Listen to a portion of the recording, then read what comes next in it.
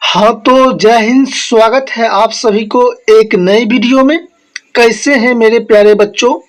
उम्मीद करता हूँ आप लोग ठीक होंगे और स्वस्थ होंगे और अपने पढ़ाई में बहुत ज़्यादा ही व्यस्त होंगे, क्योंकि आप लोग का एग्ज़ाम बहुत नज़दीक है और आप लोग को तैयारी बहुत ज़्यादा करना है। तो इसी बीच मैं आप लोगों के लिए लेके आ गया हूँ क्लास 12th का हिंदी का आप लोगों के ऑब्जेक्टिव लेकर आ गया हूँ। ठीक है, तो चैप्टर नंबर 2 का यानी कि क्लास 12 का हिंदी चैप्टर नंबर 2 का मैं आपको आज ऑब्जेक्टिव करवाने वाला हूं। मैं आपको टोटल आज 19 ऑब्जेक्टिव करवाऊंगा। अगर आप लोग का तैयारी 100% चल रहा है तो आप लोग को ये 19 प्रश्न में आप लोग को 8 प्रश्न का जवाब देना है। अगर आप लोगों का 8 प्रश्न का जवाब सही है तो आप लोगों का एग्जाम बहुत ज्यादा ही अगर आप लोग 8 प्रश्न का जवाब देते हैं तो आप लोगों का तैयारी बहुत ज्यादा ही मजबूत है। ठीक है, तो चलिए चलते हैं क्वेश्चन की और आप लोग लास्ट में जरूर जवाब दीजिएगा कि आप लोगों को 19 प्रश्न में कितना प्रश्न सही हुआ है ईमानदारी पूर्वक। तो यहाँ पर आप लोग का फर्स्ट नंबर क्वेश्चन है, उसने कहा था कहानी के नायक हैं। बताइए, उसने कहा था कहानी के नायक कौन है? आपका ऑप्शन है लहना सिंह, आपका दूसरा ऑप्शन है बोधा सिंह, आपका तीसरा ऑप्शन है बजीरा सिंह और आपका चौथा ऑप्शन है हजारा सिंह। बताइए कि उसने कहा था कहानी का नायक कौन है? तो लहना सिंह हो जाएगा इसका राइट आंसर। ठीक है, अगला प्रश्न की ओर चलते हैं। अगला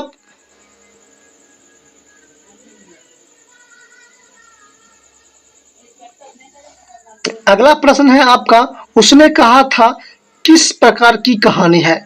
ये क्वेश्चन देखिए 2015 में भी पूछा गया है, 2016 में पूछा गया है और 2019 में भी ये क्वेश्चन पूछा गया है कि उसने कहा था किस प्रकार की कहानी है। बताइए, तो ये हो जाएगा क्रम प्रधान, यानी कि ऑप्शन नंबर बी आपका सही जवाब हो जाएगा। ठीक है, आपका अगला नंबर क्वेश्चन है यहाँ पर कि उसने कहा था कहानी में किस शहर का चित्रण है? बताइए, उसने कहा था कहानी में किस शहर का चित्रण है?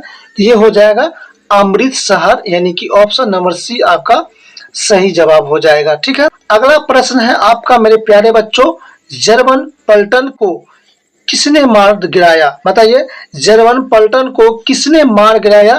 तो इसका सही जवाब क्या होगा?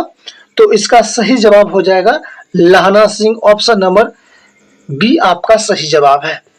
अगला प्रश्न है आपका फिर, उसने कहा था किस वर्ष की रचना है? बताइए, उसने कहा था किस वर्ष की रचना है? इसका राइट आंसर क्या होगा? कमेंट कीजिए आप लोग। तो इसका राइट आंसर हो जाएगा 1915, ऑप्शन नंबर ए आपका सही जवाब है। मेरे प्यारे बच्चों, अगर क्लास पसंद आ रहा है तो वीडियो को लाइक करते चलिएगा, शेयर करते चलिएगा। ठीक है, अगला प्रश्न की ओर चलते हैं हम लोग। अगला प्रश्न है आपका, चंद्रधर शर्मा गुलेरी का जन्म कब हुआ था? क्या कह रहा है कि चंद्रधर शर्मा गुलेरी का जन्म कब हुआ था? बताइए, तो इसका सही जवाब हो जाएगा 7 जुलाई 1883, ऑप्शन नंबर ए आपका सही जवाब है। अगला प्रश्न की बात किया जाए मेरे प्यारे बच्चों कि चंद्रधर शर्मा गुलेरी का निधन कब हुआ था? बताइए, चंद्रधर शर्मा गुलेरी का निधन यानी कि मृत्यु कब हुआ था? तो इसका राइट आंसर हो जाएगा 12 सितंबर 1922, यानी कि ऑप्शन नंबर बी आपका सही जवाब है। अगला प्रश्न है आपका यहाँ पर, चंद्रधर शर्मा गुलेरी का जन्म कहाँ हुआ था? बताइए, चंद्रधर शर्मा गुलेरी का जन्म कहाँ हुआ था? तो ये हो जाएगा इसका right answer Jaipur Rajasthan, option number C आपका सही जवाब है। अगला प्रश्न है आपका यहाँ पर, चंद्रधर शर्मा गुलेरी का मूल निवास स्थल कहाँ है? बताइए, चंद्रधर शर्मा गुलेरी का मूल निवास स्थल कहाँ है? बताइए, तो ये हो जाएगा Guler Kangla, Himachal Pradesh, option number D आपका सही जवाब है। अगला प्रश्न है यहाँ पर आपका, गुलेरी जी का प्रमुख कहानियों का नाम बताइए। क्या कह रहा है कि गुलेरी जी का प्रमुख कहानियों का नाम बताइए? तो इसका राइट आंसर हो जाएगा क्या?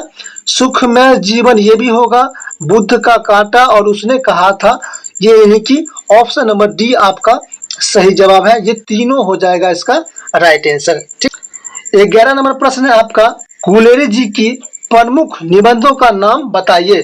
क्या कह रहा है कि गुलेरी जी का प्रमुख निबंध का नाम बताइए। आपका आंसर होना चाहिए कछुआ धर्म, टिंगल संस्कृति, टिपरिया। बी नंबर है आपका मोरिस मोही कोठाल पुरानी हिंदी और देवाना प्रिय, यानी कि इसका भी आंसर हो जाएगा ऑप्शन नंबर डी, यानी कि ऑप्शन नंबर डी आपका सही जवाब है। याद करते चलिएगा बहुत ही अच्छे तरीका से। आपका 13 नंबर प्रश्न, आपका 12 नंबर प्रश्न है, उसने कहा था कहानी के क्या विशेषता है। ये क्वेश्चन पूछा जाता है आपके लिए, VVI है। उसने कहा था कहानी के विशेषता है, बताइए। उसने कहा था कहानी के क्या विशेषता है, तो इसका राइट आंसर क्या होगा, जवाब दीजिए। तो इसका राइट आंसर हो जाएगा उपयुक्त तीनों, यानी कि दिव्य प्रेम कहानी, युद्ध कहानी, प्रेम पर बलिदान की कहानी। ऑप्शन नंबर डी आपका सही हो जाएगा।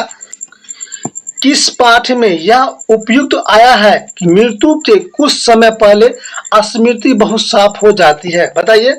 उसने कहा था, ऑप्शन नंबर ए आपका सही जवाब है। ठीक है, अगला प्रश्न है यहाँ पर आपका मेरे प्यारे बच्चों कि गुलेरी जी ने किन पत्रिका का संपादन किया था, बताइए।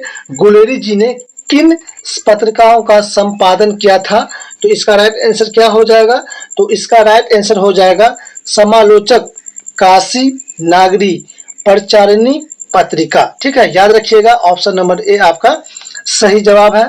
आपका 15 नंबर यहाँ पर प्रश्न है कि किन विषयों पर गुलेरी जी ने लेखन किया, बताइए। किन विषयों पर गुलेरी जी ने लेखन किया, तो इसका राइट आंसर क्या हो जाएगा, कि इसका राइट आंसर हो जाएगा उपयुक्त तीनों, यानी कि ऑप्शन नंबर डी आपका सही जवाब है मेरे प्यारे बच्चों। कुरमाई का क्या अर्थ होता है, बताइए। कुरमाई का क्या अर्थ होता है, तो इसका राइट आंसर क्या होगा, तो इसका राइट आंसर हो जाएगा विवाह होता है। ऑप्शन नंबर ए आपका सही जवाब है।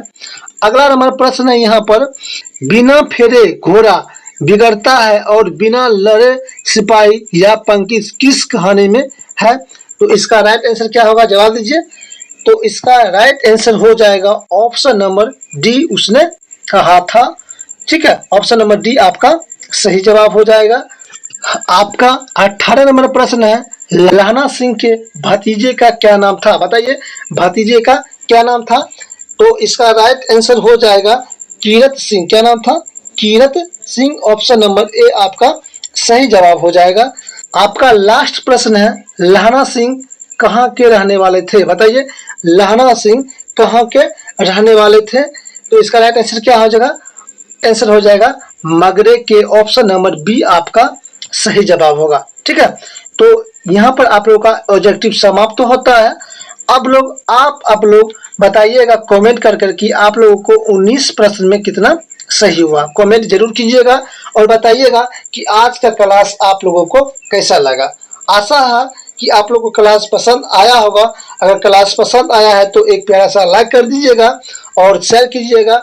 अगर चैनल पर पहली बार आए हैं मेरे प्यारे बच्चों तो जरूर सब्सक्राइब कर लीजिएगा, क्योंकि आप लोगों को इस चैनल पर हर एक दिन आप लोगों का क्लास 10वीं और 12वीं का आपको वीडियो अपलोड होते रहता है, जो आपके एग्जाम के लिए बहुत ज़्यादा ही इम्पोर्टेंट है। अगर आप लोगों को इसका PDF चाहिए तो आप लोग वीडियो के डिस्क्रिप्शन में जाइएगा, वहाँ पर मैंने लिंक दे दिया है, क्लिक करिएगा, आप लोगों को मिल जाएगा PDF। ठीक है, तो मिलते हैं किसी अगले वीडियो में, तब तक के लिए जय हिंद, वंदे मातरम।